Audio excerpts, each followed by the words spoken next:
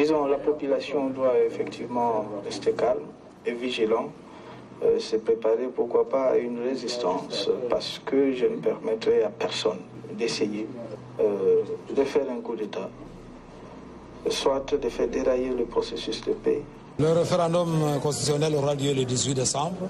La date est confirmée et la préparation va bon train. Tous les acteurs politiques, par respect pour notre peuple, à se soumettre aux vertus de Dieu. Je te donne cette alliance, signe de notre amour et de notre fidélité. Joseph, mon amour, cette alliance, signe de notre amour et de notre fidélité. À l'arrivée de Joseph Kabila au pouvoir, en janvier 2001, la République démocratique du Congo est toujours en guerre. En effet, l'accord de cessez-le-feu de Lusaka, signé en Zambie en 1999, n'a pas permis de mettre fin au combat. Les affrontements se poursuivent sur plusieurs fronts, tandis que le pays reste morcelé entre forces gouvernementales, mouvements rebelles et armées étrangères. Dans ce contexte, Joseph Kabila fait un choix stratégique majeur. Il rejette l'option militaire et privilégie résolument la négociation. Son objectif est clair, la réunification et la pacification du pays, par le dialogue avec les mouvements rebelles, l'opposition politique intérieure, mais aussi avec les pays impliqués dans le conflit, notamment le Rwanda et l'Ouganda. Il s'engage alors fermement en faveur du dialogue intercongolais, affirmant « Au lieu de gagner la guerre, pour nous, l'objectif est de gagner la paix. Pour cela, on a et on aura besoin de tout le monde. » Dès fin janvier 2001, Joseph Kabila relance officiellement l'accord de Lusaka. Quelques mois plus tard, en mai 2001, est créée l'Union des forces congolaises pour le respect intégral des accords de Lusaka et pour la tenue du dialogue intercongolais, UFAD, destiné à faire pression pour l'ouverture effective des négociations.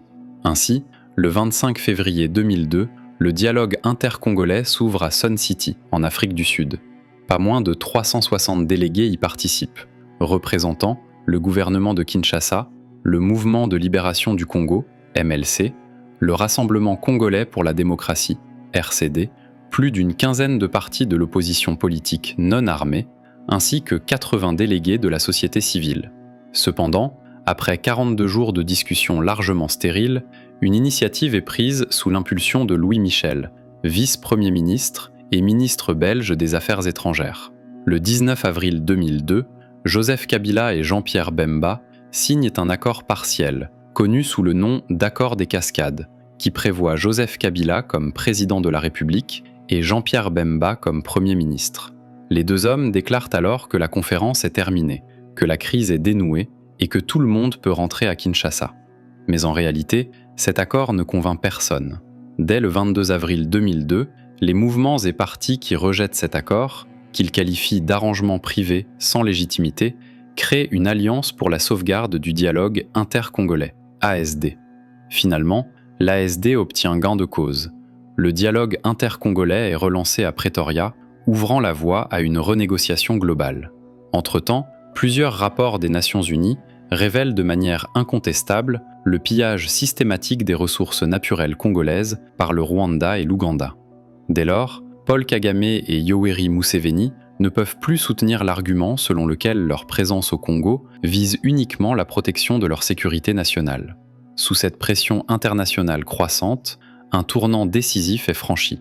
Le 30 juillet 2002, à Pretoria, Joseph Kabila et le président rwandais signent un accord de paix prévoyant le retrait des troupes rwandaises du territoire congolais, en contrepartie du démantèlement des Interahamwe et des FDLR. Dans le même temps, le 6 septembre 2002, le gouvernement de Kinshasa et l'Ouganda concluent à Luanda un accord de paix portant sur le retrait des troupes ougandaises et la pacification du district de l'Ituri.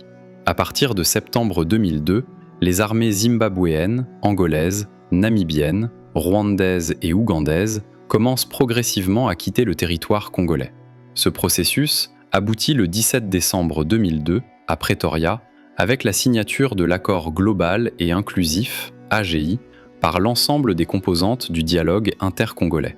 Parmi les signataires figurent le gouvernement de Kinshasa, l'UDPS d'Étienne Tshisekedi, le MLC de Jean-Pierre Bemba, le RCD Goma d'Azarias Ruberwa, le RCD-ML de Mbusa Nyamwisi, le RCD-N de Roger Lumbala, les Mai Mai, ainsi que des représentants de la société civile. Le terme inclusif n'est pas usurpé. Il l'est même à un point tel que, au nom de la paix, certains criminels de guerre ne seront pas jugés, mais promus vice-présidents. L'accord global et inclusif prévoit notamment 1. La cessation définitive des hostilités, conformément à l'accord de Lusaka. 2. L'engagement de toutes les parties armées dans la formation d'une armée nationale restructurée et intégrée. 3. La mise en place d'un nouvel ordre politique, fondé sur une constitution démocratique permettant au peuple congolais de choisir librement ses dirigeants à travers des élections crédibles. Pour piloter cette transition, un gouvernement d'union nationale est mis en place. Joseph Kabila demeure président de la République, mais doit désormais partager le pouvoir avec 4 vice-présidents. C'est la naissance de ce que l'on appellera la formule 1+4. Azarias Ruberwa devient vice-président chargé de la défense et de la sécurité intérieure. Jean-Pierre Bemba hérite du portefeuille de l'économie et des finances. Le camp présidentiel désigne Abdoulaye Yerodia, fidèle compagnon de Laurent-Désiré Kabila. Enfin, la vice-présidence réservée à l'opposition politique non armée et à la société civile revient à Arthur Zaïdine Goma. Dans le cadre des accords issus du dialogue intercongolais de Sun City, le gouvernement de transition reçoit une mission centrale, former une armée nationale unifiée, capable d'assurer la sécurité du pays et de symboliser la réunification de l'État. C'est dans cette perspective qu'est créée une nouvelle force armée. Cette armée doit résulter de la fusion des anciennes forces belligérantes, armée gouvernementale, mouvements rebelles et milices, à travers un processus appelé brassage. Le brassage consiste à intégrer les combattants issus des différentes rébellions congolaises au sein de l'armée régulière. Après une formation accélérée de 45 jours, ces combattants sont censés être déployés dans des régions différentes de leur zone de combat d'origine, afin de rompre les anciennes loyautés et de favoriser la cohésion nationale. De la nouvelle armée qui va être créée, c'est les FARDC. Les FARDC, peut-être les gens ne le savent pas, c'est lorsqu'on se met d'accord à Sun City, on décide de réunifier les territoires et de réunifier les armées. Principalement, il y a 4 armées qui vont se mettre ensemble. L'armée de Kinshasa qui s'appelait FAC, avec comme chef Joseph Kabila. Deuxième armée, c'est l'armée du RCD qui s'appelait ANC, Armée nationale congolaise. Troisième armée, MLC, c'est ALC, Armée de libération du Congo. Et la 4e armée, c'est l'armée du RCD-KML qui s'appelait APC, Armée populaire, Armée du peuple congolais, APC. Donc, chacune de ces armées va amener ses effectifs. En théorie, les FAC ont amené 100 000 hommes. Donc, Joseph Kabila a amené 100 000 hommes dans les FARDC. L'ANC de RCD Goma a amené 50 000 hommes. L'ALC de MLC, nous avons amené 20 000 hommes. Et puis l'APC de Mbusa Nyamwisi a amené 5 000 hommes. Sur le papier, le dispositif apparaît comme un outil de pacification et de professionnalisation de l'armée. Dans les faits, il suscite rapidement de nombreuses critiques. Parmi les voix les plus critiques figure Nickel Rumbu, président des anciens gendarmes katangais, surnommé les Tigres, et dirigeant du Front National de Libération du Congo, FNLC. Dans une lettre adressée au Comité international d'accompagnement à la transition, CIAT, il affirme que les meilleures troupes des ex-belligérants restent toujours au service de leurs chefs respectifs. Selon lui, les 3 principaux acteurs issus de la guerre, Joseph Kabila, Jean-Pierre Bemba et Azarias Ruberwa, continuent chacun à conserver leur véritable force militaire tout en intégrant dans les FARDC des unités secondaires. Il résume la situation de manière particulièrement sévère. Joseph Kabila, Jean-Pierre Bemba et Azarias Ruberwa gardent chacun leur armée, mais le peuple, lui, n'a pas d'armée pour le protéger. Or, si nous trouvons une armée qui va protéger le pays, messieurs Kabila, Bemba et Ruberwa seront aussi protégés. Cette déclaration met en lumière une contradiction majeure de la transition, la coexistence d'une armée nationale de façade et de forces loyales à des chefs politiques. Cette prise de position provoque une réaction rapide du Mouvement de libération du Congo, MLC. Son secrétaire général, Thomas Louaka, est le premier à monter au créneau. Il rejette toute accusation d'agenda caché et affirme que son parti respecte pleinement le processus de brassage. Selon lui, toute intégration militaire doit obligatoirement passer par l'état-major général des FARDC. Lors de notre mutation de mouvement politico-militaire en parti politique, nous avons transmis la liste exhaustive de nos officiers, sous-officiers et hommes de troupes à l'état-major général des FARDC. Le chiffre s'élevait à 20 050 personnes. Ces hommes sont maintenant gérés par l'état-major général. Thomas Louaka insiste sur un point essentiel. Le MLC, en tant que parti politique, ne gère aucun militaire de l'ancien mouvement politico-militaire. Pour lui, la situation est claire et le MLC n'exerce plus aucun contrôle direct sur des forces armées. Du côté de l'ancienne composante gouvernementale, aucune réponse officielle n'est apportée. Vital Kamerhe, alors secrétaire général du PPRD, se refuse à tout commentaire sur les accusations relatives au brassage et à la conservation de forces parallèles. Ce silence alimente davantage les interrogations sur la réalité de l'unification militaire et sur la capacité de l'État congolais à exercer un monopole effectif de la violence légitime. Il y a déjà eu des arrestations d'une douzaine de ces mutins. Lui-même, il n'a pas encore été maîtrisé, mais l'objectif, c'est bien entendu de les maîtriser le plus vite possible pour que les institutions et la population puissent continuer à vaquer à ces occupations. Les institutions de la République sont bien en place. Le président lui-même, disons, la population doit effectivement rester calme et vigilant, se préparer, pourquoi pas, à une résistance, parce que je ne permettrai à personne d'essayer de faire un coup d'État, soit de faire dérailler le processus de paix de la transition. En pleine période de transition politique, la République démocratique du Congo est secouée par de graves tentatives de déstabilisation du pouvoir. Dans la nuit du 28 mars 2004, entre 3h et 6h du matin, 4 sites stratégiques de la capitale sont simultanément attaqués. Les camps militaires Tchachi et Kokolo, la base navale de la Gombe et la base aérienne de Ndolo. Dans le même temps, la radio-télévision nationale congolaise, RTNC, est visée par une pluie de tirs de mortiers, d'obus et de roquettes. Plus grave encore, un missile est tiré contre la résidence du président Joseph Kabila, sans toutefois faire de victimes. Poursuivant leur action, les assaillants se rendent ensuite à la Société nationale d'électricité, SNEL, où ils séquestrent le personnel et coupent l'alimentation électrique de Kinshasa, plongeant la capitale dans le noir. Les insurgés seraient venus de Brazzaville. Il s'agirait de membres de l'ancienne garde personnelle du maréchal Mobutu, ayant traversé le fleuve pour lancer l'attaque. Ils parviennent même à prendre le contrôle de la fréquence radiophonique interne de l'armée, appelant les militaires de tout le pays à rallier leur mouvement. Cependant, l'effet de surprise ne dure que quelques heures. Très rapidement, la garde présidentielle reprend le contrôle de la situation et une vaste chasse aux putschistes est lancée dans toute la ville de Kinshasa. Dans l'après-midi, le ministre de l'Information, Vital Kamerhe, intervient sur les antennes de la RTNC. Il annonce que des inconnus ont attaqué des camps militaires ainsi que la résidence du chef de l'État, mais assure que la situation est désormais maîtrisée. Il appelle la population à garder son calme. Dès le lendemain, l'identité de l'un des membres du commando est rendue publique, Sami Ekongo.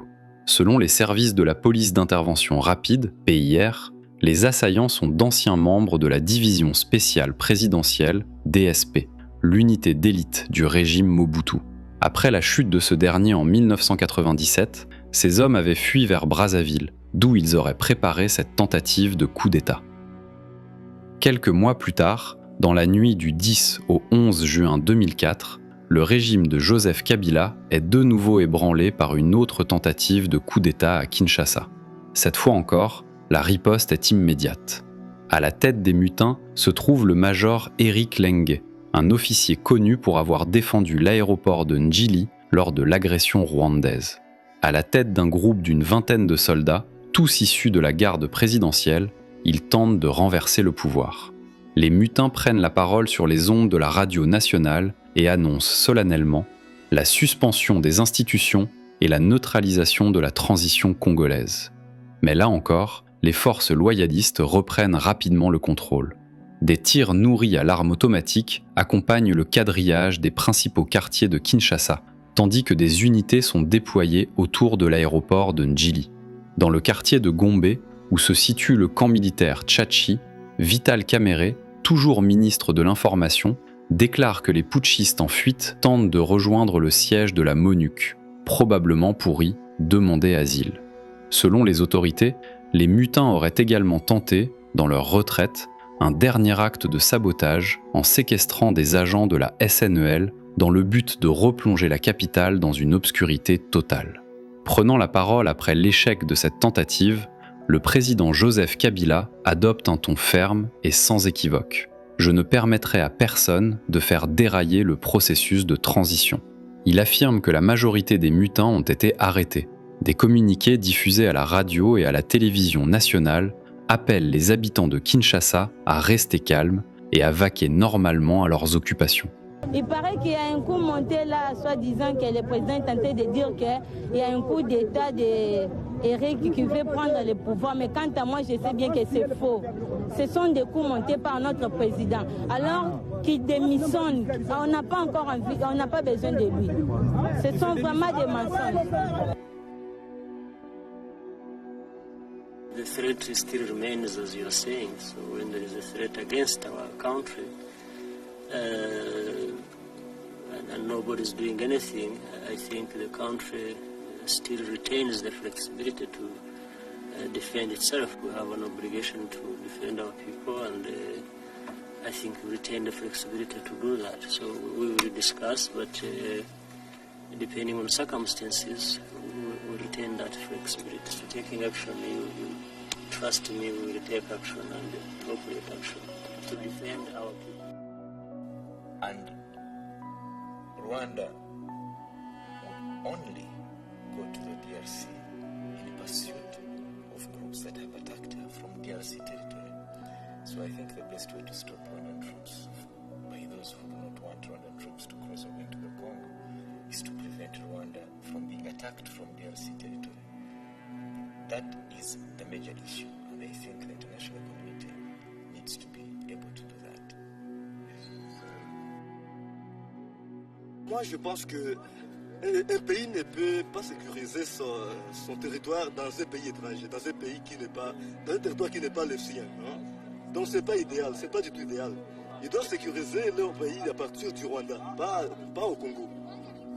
Je pense avant qu'ils puissent lancer cette déclaration de venir sécuriser leur pays à travers le Congo, ils doivent d'abord se rappeler qu'ils ont passé beaucoup d'années au Congo sans pouvoir les chasser. Ils n'ont pas pu les chasser. Comment ils veulent que dans 2 ans, dans une année de transition, nous puissions parvenir à les chasser au moment où ils ont fait 5 ans sans les chasser?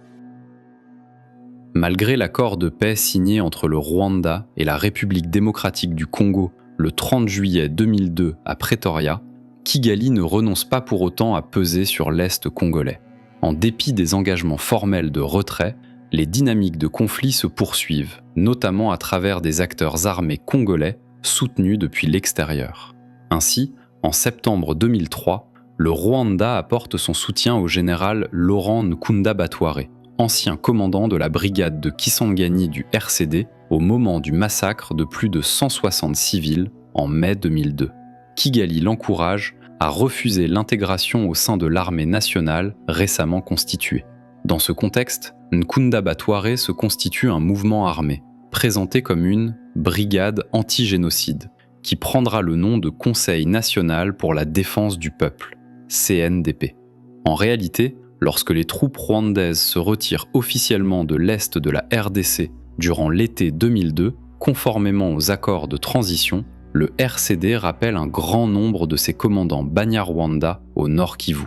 L'objectif est double: consolider une base arrière à la veille du brassage de l'armée et protéger le Rwanda contre d'éventuelles incursions des FDLR. Ces officiers constituent alors les 81e, 82e et 83e brigades, qui contrôlent l'essentiel des territoires de Masisi et Walikale. Progressivement, ces unités forment l'ossature militaire du futur mouvement de Nkunda Batware. Avec la mise en place des régions militaires par le gouvernement de transition en août 2003, des changements interviennent dans les deux Kivu. Toutefois, c'est au Sud Kivu que l'équilibre du pouvoir est le plus fortement ébranlé. En application de l'accord de transition, le poste de commandant régional est attribué au général Prosper Nabiolwa Muganzugu, issu de la composante gouvernementale. Son premier adjoint est le colonel Jules Mutebutsi, membre du RCD. Cependant, dès février 2004, l'autorité de Nabiolwa est ouvertement contestée. Craignant pour son pouvoir, sinon pour sa sécurité personnelle, il ordonne des perquisitions chez plusieurs officiers rebelles ainsi qu'auprès du gouverneur du Sud Kivu. Des stocks d'armes sont découverts. En conséquence, le gouverneur RCD Siribanya est suspendu par Kinshasa le 8 février 2004. Puis, le 22 février, le général Nabiolwa fait arrêter le major Kasongo et l'achemine vers Kinshasa. La réaction est immédiate. Dans la nuit du 23 au 24 février, le colonel Mutebutsi attaque la résidence de son supérieur hiérarchique. Contraint de se cacher, Nabiolwa finit par rejoindre Kinshasa. Dans le même temps, le major Kasongo est libéré et autorisé à regagner Bukavu. Peu après, Félix Mbouja Mabe, nommé pour succéder à Nabiolwa, suspend Mutebutsi de ses fonctions. À partir du 26 mai 2004, des affrontements armés éclatent entre la 10e brigade des FARDC et les forces de l'officier rebelle. Le 2 juin 2004, les mutins de Bukavu sont rejoints par 1000 à 1500 combattants venus de Goma, placés sous le commandement de Laurent Nkunda Batware. Selon un rapport de Human Rights Watch, entre le 26 et le 28 mai, les hommes de Mbouja Mabe auraient tué au moins une quinzaine de civils, majoritairement Banyamulenge. L'analyste Jason Stearns écrit « Alors que les dissidents étaient menés par des commandants Tutsis, les combats prirent un caractère ethnique. Des officiers de l'armée rassemblèrent une quinzaine de Tutsis, dont des mineurs, et les tuèrent. Cela poussa le gouvernement rwandais et Nkunda Batware à faire état d'un soi-disant génocide, et Nkunda Batware commença à mobiliser les réseaux qu'il avait établis et maintenus en place parmi les loyalistes du RCD au Nord Kivu. Avec le soutien du Rwanda, Mutebutsi et Nkunda Batware prennent le contrôle de Bukavu au début du mois de juin 2004. Jason Stearns qualifie cet épisode de « principal vecteur de la rébellion ». Il poursuit « Les combats autour du contrôle de Bukavu ne durèrent que 10 jours, mais ils avaient poussé la transition au bord de l'effondrement. Sous la pression internationale exercée sur les dissidents et sur le Rwanda, mais aussi face à la contre-offensive des FARDC, Kinshasa ayant envoyé des milliers de soldats en renfort dans l'Est, les rebelles furent contraints de se retirer de Bukavu. Le 7 juin 2004, Nkunda Batware entame son repli, suivi 2 jours plus tard par Mutebutsi. Les deux chefs mutins empruntent des trajectoires différentes. Mutebutsi, après un passage au Rwanda, affronte à Kamanyola, au sud de Bukavu, des forces congolaises alliées à des groupes Maï-Maï, avant de chercher de nouveaux refuges au Rwanda. Nkunda Batware, quant à lui, rejoint le Nord Kivu, où il poursuit sa dissidence avec l'appui rwandais. Ces événements marquent un tournant décisif de la transition. Malgré les accords de paix, l'Est du Congo demeure instable. La promesse de réunification se heurte à la réalité des ingérences régionales et des rébellions armées. Cette fragilité pèsera lourdement sur la fin de la transition et sur les premières élections de 2006. Au revoir, nous allons à Bukavu. Et quand nous sommes en route, qui nous appelle? C'est Antoine Gonda et Kikaya. Ils disent, nous venons d'atterrir à Bukavu, il n'y a pas de problème. L'hélico nous a amenés jusqu'à Panzé, la ville est sécurisée. Messieurs, montez dans l'hélico, venez, on va parler à la population. Nous montons dans l'hélicoptère, c'est à ce moment-là qu'on voit le réacteur ou le moteur coupé. Nous allons descendre, la ville de Bukavu vient de tomber, sous le contrôle de Mutebutsi et de Nkunda Batouare. Et nous étions donc obligés de passer la nuit à Goma. Qu'est-ce que j'ai fait? J'ai payé une deuxième chambre. La chambre où j'étais censé être, je n'y étais pas, j'étais dans une autre chambre. Et donc on va descendre, on va nous mettre dans les chars de la MONUSCO, on va nous amener à la MONUSCO, nous allons devenir des exilés dans notre propre pays. C'est à partir de la MONUSCO que j'ai commencé à pomper sur les RFI. C'est la voie de l'Amérique, c'est inacceptable. Et c'est là que je vais envoyer le psaume 93 au président Paul Kagame. Donc c'est une période très difficile de ma vie et de la vie des Congolais. On ne peut pas comprendre dans son propre pays, on est obligé de se cacher. Les Rwandais, on peut les combattre, nous avons tous les moyens possibles pour les combattre. Au cœur des violences qui marquent l'Ituri au début des années 2000, Thomas Lubanga Dilo s'impose comme l'un des principaux chefs de milice. Président de l'Union des patriotes congolais, son mouvement figure parmi les groupes armés impliqués dans de graves violations des droits de l'homme. C'est dans ce contexte que, en mars 2005, Thomas Lubanga est arrêté à Kinshasa par les autorités congolaises. Cette arrestation intervient en raison du rôle attribué à l'UPC dans les exactions commises en Ituri. Le 17 mars 2006, la République démocratique du Congo le transfère à la Cour pénale internationale, faisant de son cas un test majeur pour la justice pénale internationale. Après plusieurs années de procédure, le 14 mars 2012, la CPI déclare Thomas Lubanga coupable de crimes de guerre, notamment pour l'enrôlement et la conscription d'enfants de moins de 15 ans, ainsi que pour leur participation active aux hostilités. Quelques mois plus tard, le 10 juillet 2012, il est condamné à une peine de 14 ans d'emprisonnement. Cette condamnation, ainsi que la peine prononcée, sont confirmées par la Chambre d'appel le 1er décembre 2014, faisant de Lubanga le premier condamné de l'histoire de la CPI. Par la suite, le 19 décembre 2015, Thomas Lubanga est transféré dans une prison en République démocratique du Congo afin d'y purger le reste de sa peine. Le 15 mars 2020, après avoir purgé l'intégralité de sa condamnation, il est libéré. À cette occasion, il est reçu par le président congolais, Félix Tshisekedi, un geste qui suscite de nombreux débats dans l'opinion publique. Cependant, cette libération ne marque pas la fin de sa trajectoire politique. En 2023, Thomas Lubanga est élu député de la province de l'Ituri, mais son élection est finalement annulée. Puis, en juin 2024, il est accusé de soutenir la milice Zaïre, active dans l'est du pays. Face à ces accusations, Lubanga quitte la RDC pour l'Ouganda. Quelques mois plus tard, en janvier 2025, un rapport du groupe d'experts des Nations Unies sur la RDC l'accuse d'entretenir des liens avec l'Alliance du fleuve Congo, M23. Le rapport affirme notamment qu'il aurait installé des camps de formation pour la milice Zaïre en Ituri et en Ouganda avec le soutien du Rwanda. Enfin, en mars 2025, Thomas Lubanga annonce la création d'un nouveau mouvement politique, la Convention pour la Révolution populaire, CRP, également appelée Convention révolutionnaire populaire. Implantée en Ituri, à proximité de la frontière ougandaise, cette organisation dispose d'une aile militaire dirigée par Justy Lobozisi. En réaction, le gouvernement congolais saisit la justice afin d'obtenir la dissolution de la CRP, estimant que ce mouvement constitue une menace pour l'ordre public et la sécurité nationale. Le référendum constitutionnel aura lieu le 18 décembre. La date est confirmée et la préparation va bon train. Afin de mettre un terme à la crise chronique de légitimité politique qui mine la République démocratique du Congo depuis des décennies et de donner au pays une réelle chance de reconstruction, les délégués de la classe politique et de la société civile, les forces vives de la nation, réunis dans le cadre du dialogue inter-congolais, s'accordent sur la nécessité d'un nouvel ordre politique.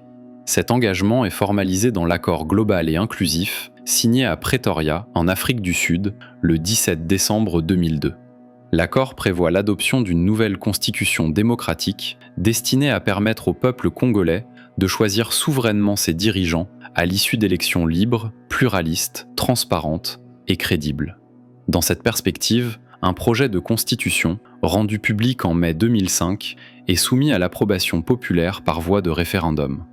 Ce processus devait être précédé d'une vaste campagne de vulgarisation du texte constitutionnel, tandis que la Commission électorale indépendante, CEI, était chargée d'organiser la campagne référendaire proprement dite. Cependant, sur le terrain, cette phase de sensibilisation se révèle largement insuffisante. Une grande partie des populations, vivant dans les zones rurales et enclavées, n'est pas touchée. Même dans les grands centres urbains, la compréhension du projet reste limitée. Certains intellectuels eux-mêmes peinent à en saisir les enjeux et le contenu. Chez de nombreux paysans analphabètes, le mot même de référendum demeure flou. Bien que parfois expliqué en langue locale à ceux qui ont eu accès à une sensibilisation minimale, le concept reste mal compris. Pour certains électeurs, le référendum est perçu comme le nom d'un candidat opposé à Joseph Kabila lors de la future élection présidentielle. Une autre difficulté majeure concerne le sens du vote. Pourquoi voter oui ou non? Dans plusieurs grandes agglomérations, Mbandaka, Guémena, Lisala, Gbadolit ou Boende, la confusion est totale. Pour certains, voter oui signifie rejeter le projet de constitution. Pour d'autres, voter non équivaut à mettre fin à la transition et à la formule institutionnelle dite 1+4, incarnée par un président et 4 vice-présidents. Initialement prévu pour le 27 novembre 2005, le référendum constitutionnel est finalement reporté. Le président de la CEI, l'abbé Apollinaire Malou Malou, invoque le retard pris dans les opérations d'identification et d'enrôlement des électeurs. Le scrutin se tiendra finalement les 18 et 19 décembre 2005. Au-delà des enjeux institutionnels, le débat constitutionnel ouvre également un espace d'expression pour des revendications sociales majeures, notamment la lutte contre les violences sexuelles, un fléau qui ravage le pays depuis les années de guerre. À Lubumbashi, des organisations de femmes profitent du contexte pour interpeller les autorités sur l'ampleur du phénomène au Katanga. Dans le seul district du Tanganyika, rappelle-t-elle, 6327 cas de violences sexuelles ont été recensés entre 1999 et 2005. La localité de Kitenge enregistre à elle seule 632 femmes violées en 2005. Les filles et les enfants ne sont pas épargnés. Plus grave encore, les victimes sont souvent abandonnées à elles-mêmes, sans prise en charge médicale, psychologique ou judiciaire. Face à cette situation, le réseau des femmes de Lubumbashi interpelle le gouvernement par l'intermédiaire du vice-président Azarias Ruberwa et exige que la future constitution prenne en compte la protection des victimes de violences sexuelles. Cette mobilisation aboutit à une avancée majeure. Le mardi 10 mai 2005, les députés adoptent l'article 15 du projet de constitution qui condamne explicitement les violences sexuelles et les qualifie de crimes contre l'humanité. Pour Madame Annie Saloumou, présidente du réseau des femmes parlementaires sur les violences sexuelles, il s'agit d'un tournant historique pour la dignité de la femme congolaise. À ses yeux, les violences sexuelles constituent l'un des pires fléaux du pays. Par la violence, on détruit la personne humaine et la société, on dissémine la maladie et on disloque la famille. Le rôle du président de la République est défini par la Constitution de la République démocratique du Congo. Ainsi, l'article 69 de la loi fondamentale stipule que le président de la République est le chef de l'État. À ce titre, il représente la nation et incarne le symbole de l'unité nationale. En outre, le président de la République veille au respect de la Constitution. Par son arbitrage, il assure le fonctionnement régulier des pouvoirs publics et des institutions, ainsi que la continuité de l'État. Il est également le garant de l'indépendance nationale, de l'intégrité du territoire, de la souveraineté nationale et du respect des traités et accords internationaux. Sur le plan institutionnel, le président de la République nomme le Premier ministre au sein de la majorité parlementaire après consultation de celle-ci. Il met fin à ses fonctions sur présentation, par le Premier ministre, de la démission du gouvernement. De la même manière, le président nomme les autres membres du gouvernement et met fin à leurs fonctions sur proposition du Premier ministre. Le président de la République est élu au suffrage universel direct, au scrutin majoritaire à 2 tours, pour un mandat de 5 ans, renouvelable une seule fois. À cet égard, l'article 102 précise que le scrutin présidentiel est convoqué par la Commission électorale indépendante au moins 90 jours avant l'expiration du mandat du président en exercice. Pour être candidat à l'élection présidentielle, plusieurs conditions doivent être réunies. être de nationalité congolaise d'origine, être âgé de 30 ans révolus à la date de clôture du dépôt des candidatures, jouir de la plénitude de ses droits civils et politiques, avoir la qualité d'électeur ou se faire identifier et enrôler lors du dépôt de la candidature auprès de la CEI.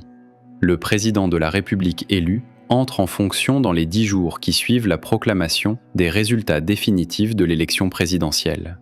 Avant son entrée en fonction, il prête le serment suivant. Moi, monsieur ou madame, élu président de la République démocratique du Congo, je jure solennellement devant Dieu et la nation d'observer et de défendre la Constitution et les lois de la République, de maintenir son indépendance et l'intégrité de son territoire, de sauvegarder l'unité nationale, de ne me laisser guider que par l'intérêt général et le respect des droits de la personne humaine, de consacrer toutes mes forces à la promotion du bien commun et de la paix, de remplir loyalement et en fidèle serviteur du peuple les hautes fonctions qui me sont confiées. Toutefois, le projet de constitution suscite un débat profond. Pour certains, il est dangereux, car il accorderait trop de pouvoir au président de la République. Pour d'autres, au contraire, le chef de l'État doit disposer de larges prérogatives, dès lors qu'il est élu au suffrage universel direct. À l'issue du scrutin référendaire, les premières tendances officielles indiquent que les Kinois ont majoritairement voté non. À l'inverse, les populations de l'Est du pays ont massivement voté oui, tandis qu'au Kasaï, c'est le boycott qui a largement dominé. À Kinshasa, la contestation est vive. Une partie de la population évoque des irrégularités, même si certains relativisent les faits. Un électeur déclare « Je suis triste de ce qui s'est passé. C'est vraiment incompatible avec les attentes. On a détourné les résultats. » Un autre adopte un ton plus nuancé, estimant que cette consultation reste une expérience démocratique nécessaire après plus de 40 ans, afin d'apprendre à se soumettre à la loi de la majorité. D'autres encore critiquent la gestion du processus. Le président de la CEI a hésité à donner les résultats de Kinshasa. Cela montre que tout a été bâclé. Certains habitants vont plus loin. De toutes les façons, le oui a remporté. C'est le reflet de la démocratie. Les résultats montrent que les gens ne sont plus dupes comme avant, même s'il y a eu chevauchement. Pour moi, c'est le non qui a remporté.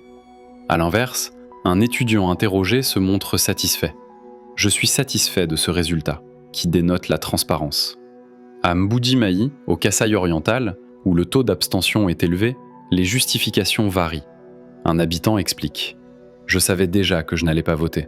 Je n'ai pas eu le temps de prendre connaissance du projet de constitution. » Une femme évoque quant à elle les ambiguïtés du texte, la transformation du non en oui, le manque d'information et même la peur d'être arrêté, poussant de nombreux citoyens à rester chez eux. Un autre témoigne « Il y a eu une mauvaise foi dès le départ. » À Goma et Bukavu, où le oui l'a largement emporté, la satisfaction domine. Un habitant de Goma souligne toutefois une confusion majeure. Les gens ont voté par ignorance. Ils croyaient qu'ils votaient pour Kabila. Il y avait une confusion entre le référendum et l'élection présidentielle. Un autre ajoute « Nous avons voté oui pour l'instauration de la paix, mais certains pensaient voter pour le président Joseph Kabila. » D'autres reconnaissent le soutien massif du gouvernement au camp du oui, tout en estimant que la Constitution reste perfectible. Le projet n'est pas mauvais. Les futurs parlementaires auront à remettre de l'ordre. Faute de sensibilisation suffisante, notamment dans les zones les plus reculées, certains électeurs ont voté oui ou non selon leur propre compréhension du texte, comme l'a constaté Radio Okapi. En Équateur, de nombreux électeurs disent avoir voté non pour s'opposer au découpage de leur province en 5 entités, prévues par la Constitution.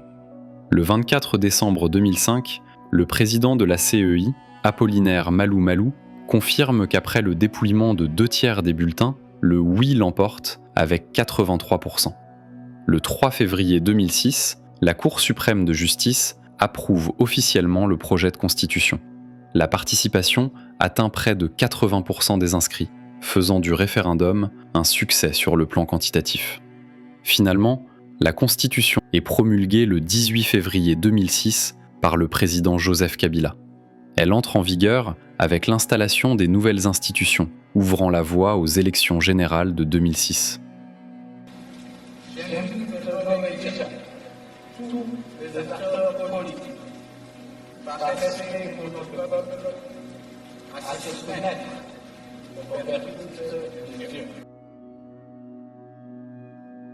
Après la promulgation de la nouvelle constitution, le 18 février 2006, la République démocratique du Congo entre officiellement dans une phase décisive de son histoire politique. Pour la première fois depuis plus de 40 ans, les Congolais sont appelés à élire librement leurs dirigeants. À la télévision nationale, la RTNC, le président de la transition, Joseph Kabila, s'adresse solennellement à la nation. L'année 2006 sera celle des diverses compétitions électorales, présidentielles, législatives, provinciales, communales et locales. Il y a plus de 40 ans que notre peuple a été privé de son droit fondamental d'élire ses dirigeants. J'invite les acteurs politiques et le peuple congolais à exercer leurs droits dans la sérénité et le respect de la loi. La commission électorale indépendante, dirigée par l'abbé Apollinaire Malou Malou, fixe alors le calendrier. La loi électorale doit être disponible à la mi-décembre 2005. Les candidatures arrêtées au plus tard le 17 janvier 2006. La campagne électorale prévue en février et le scrutin présidentiel organisé les 20 et 21 mars 2006. En cas de second tour, celui-ci aurait lieu en mai, en même temps que l'élection des sénateurs. Les conditions d'éligibilité sont strictes. Être congolais d'origine, âgé d'au moins 30 ans, enrôlé par la CEI et verser une caution non remboursable de $50 000 américains. Rapidement, les candidatures se multiplient. Nzanga Mobutu, fils de l'ancien président Mobutu Sese Seko et leader de l'Union des Mobutistes, annonce sa candidature en décembre 2005. Il promet de redonner la dignité aux Congolais et de restaurer la stabilité d'un pays qu'il juge profondément meurtri par les guerres et les ingérences étrangères. Le mouvement de libération du Congo désigne, fin janvier 2006, son président Jean-Pierre Bemba comme candidat. Celui-ci se présente comme le porteur d'une nouvelle vision de gouvernance, fondée sur une approche libérale et une réforme participative des institutions. Du côté du RCD, Azarias Ruberwa se lance également dans la course, malgré de fortes divisions internes au sein de son parti, héritier du mouvement politico-militaire soutenu autrefois par le Rwanda. Mais un acteur majeur manque à l'appel, Étienne Tshisekedi. Le leader de l'UDPS pose 2 conditions à la participation de son parti, la réouverture des bureaux d'enrôlement au Kasaï oriental et une représentation de l'UDPS au sein de la CEI et de la Haute Autorité des médias. La CEI rejette ces exigences. L'UDPS dénonce alors une exclusion délibérée et décide de boycotter les élections présidentielles et législatives. Fidèle à sa ligne de rejet des institutions de la transition, le parti avait déjà refusé de participer au recensement électoral, dénonçant fraude et manipulation.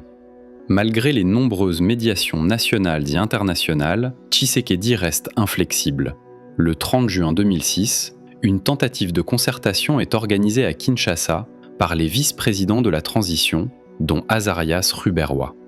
Mais la réunion est boycottée par le camp Kabila et par une large partie des candidats à la présidentielle, la jugeant illégitime. Le 6 mai 2006, 11 candidats à la présidence franchissent un cap. Ils exigent publiquement la démission de l'abbé Malou Malou, qu'ils accusent de partialité et d'abus de pouvoir.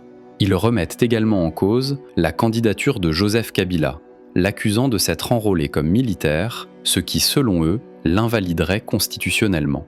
Parmi ces candidats figurent notamment Nzanga Mobutu, Justine Kassavubu, Roger Lumbala, Joseph Olengankoy ou encore Gérard Kamanda ou Kamanda. Dans ce climat déjà explosif, une affaire va profondément choquer l'opinion.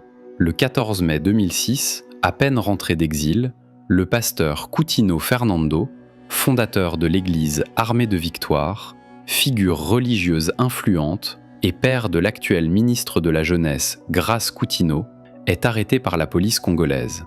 Il est accusé de détention illégale d'armes et de propos incitant à la haine et à la violence. Son arrestation provoque une vague d'indignation. Plusieurs partis politiques et personnalités indépendantes dénoncent une répression politique et exigent sa libération immédiate. Roger Lumbala parle d'arrestations arbitraires et appelle la communauté internationale à intervenir pour garantir les libertés fondamentales avant les élections. Coutinho est aussi connu pour sa proximité avec Jean-Pierre Bemba et pour avoir initié le mouvement Sauvons le Congo, perçu comme une structure de mobilisation politique proche du MLC. Après 2 ans de procès, il est condamné en 2008 à 10 ans de prison. Pour une grande partie de l'opinion publique, il restera un prisonnier politique. Il ne sera libéré qu'en septembre 2014, après 8 ans de détention, à la faveur d'une grâce présidentielle. Face à la montée des tensions, le 28 mai 2006, le vice-président Azarias Ruberwa lance un appel solennel au calme et à la retenue. Il met en garde contre les risques d'embrasement à l'approche du scrutin et insiste sur la nécessité de garantir la liberté d'expression et la sécurité des candidats. Malgré tout, la CEI maintient le cap. Le 22 avril 2006, la liste officielle des 33 candidats à l'élection présidentielle est publiée au journal officiel, marquant l'ouverture de la campagne. Privé de participation électorale, l'UDPS adopte alors une stratégie de perturbation, baptisée « coller-décoller ». Ses militants arrachent affiches et banderoles des candidats engagés dans la campagne, dans une tentative de délégitimer le processus électoral.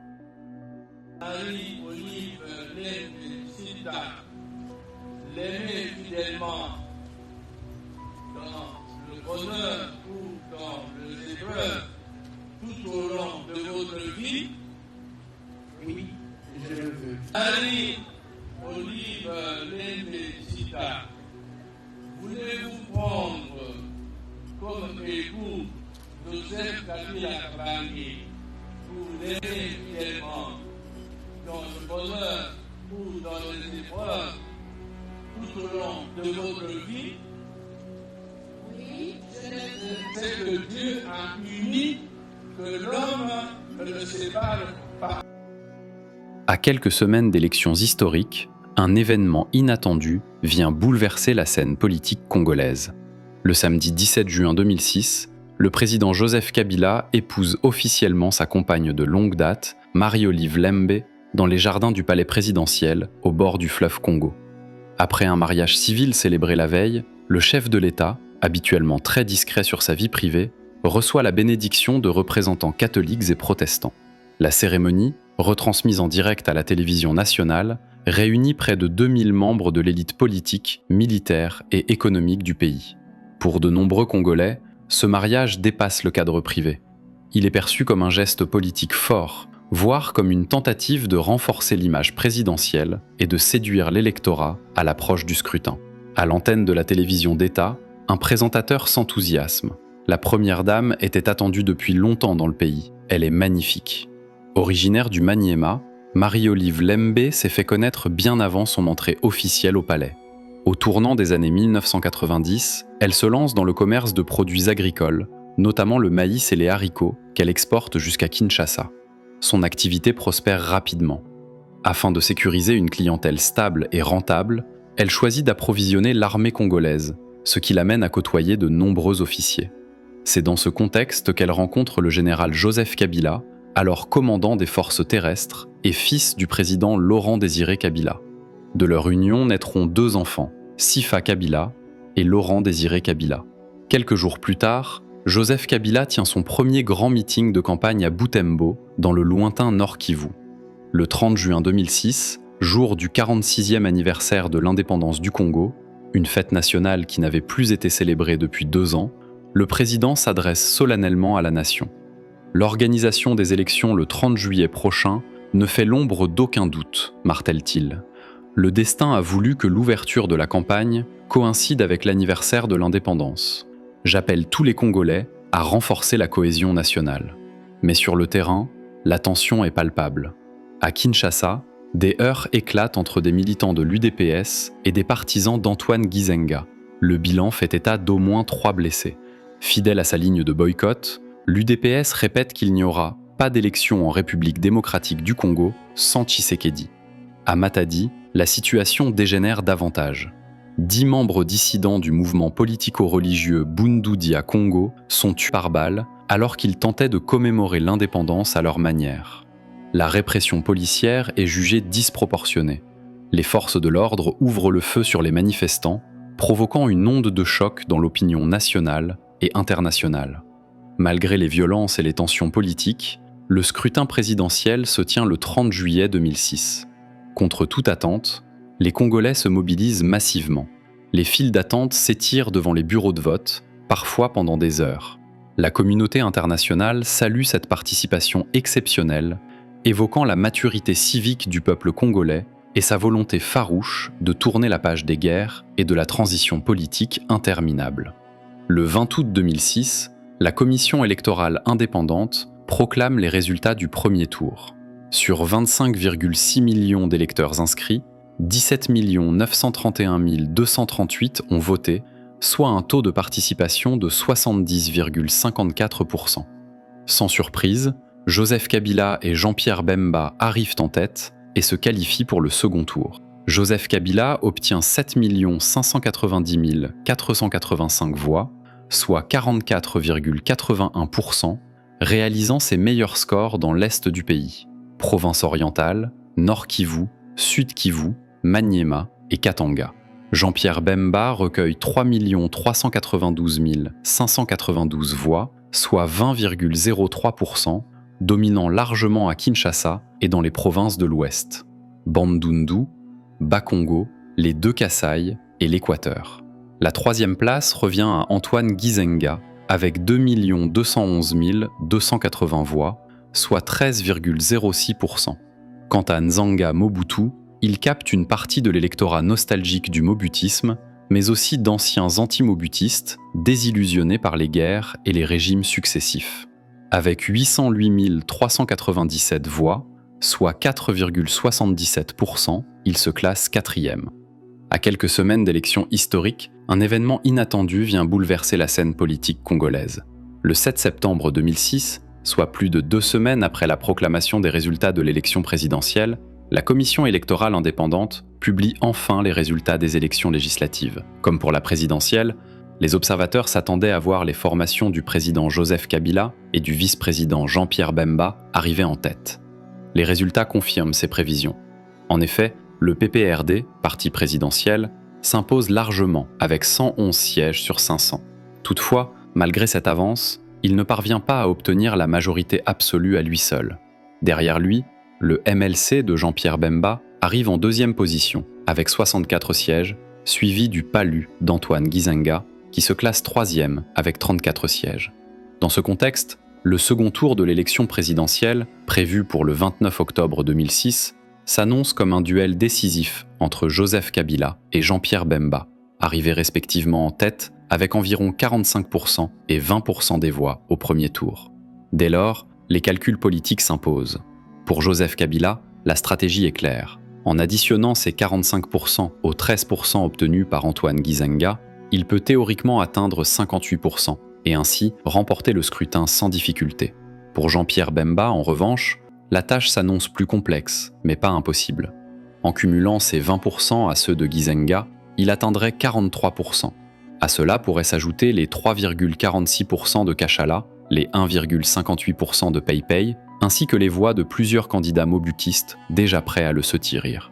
Dans ce scénario, Bemba pourrait également espérer l'emporter.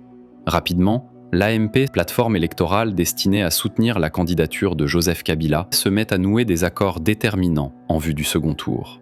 Elle signe notamment un accord politique avec le parti de Nzanga Mobutu, renforçant ainsi son assise électorale. De son côté, le PALU d'Antoine Gizenga tranche. Le 23 septembre 2006, dans un communiqué de presse signé de sa main, Gizenga annonce officiellement qu'il accompagnera Joseph Kabila au second tour de l'élection présidentielle. Il y affirme que le pays ne peut être dirigé que par un groupe majoritaire au Parlement, précisant que cette majorité ne peut être obtenue que par coalition. Quelques jours plus tard, le samedi 30 septembre, cette alliance est formalisée. L'AMP de Joseph Kabila et le PALU d'Antoine Gizenga signent un protocole d'accord au Grand Hôtel de Kinshasa, en présence des deux leaders. Au terme de cet accord, le PALU s'engage à contribuer à la constitution d'une majorité parlementaire et à mobiliser ses militants en faveur de la candidature de Joseph Kabila au second tour. En contrepartie, le PALU dirigera le futur gouvernement de coalition issu de cette majorité. Contrairement au premier tour, la campagne du second tour se déroule globalement sans heurts majeurs. Le scrutin a lieu le 29 octobre 2006. Sur 25 420 199 électeurs inscrits, 16 615 479, soit 65,36%, se rendent aux urnes. Parmi eux, 16 256 601 expriment un vote valide, tandis que 286 369 bulletins sont déclarés nuls et 72 509 bulletins blancs. Sans grande surprise, le dépouillement confirme la victoire de Joseph Kabila. Il l'emporte avec 58,05% des voix contre 41,95% pour Jean-Pierre Bemba. En chiffres absolus, 9 436 779 électeurs choisissent Kabila, contre 6 819 822 pour son rival. Ces résultats correspondent presque exactement aux projections établies entre les deux tours et démontrent que les consignes de vote du PALU et de son leader ont été largement suivies. 2 jours après la proclamation officielle des résultats du second tour, le président nouvellement élu, Joseph Kabila Kabange, désigne Antoine Gizenga comme informateur. Cette mission consiste à identifier et structurer une majorité parlementaire capable de gouverner le pays. Ainsi, en janvier 2007, Antoine Gizenga présente le premier gouvernement de la Troisième République. Par son ampleur, ce gouvernement tranche nettement avec celui de la Première République, formé par Patrice Lumumba en juin 1960.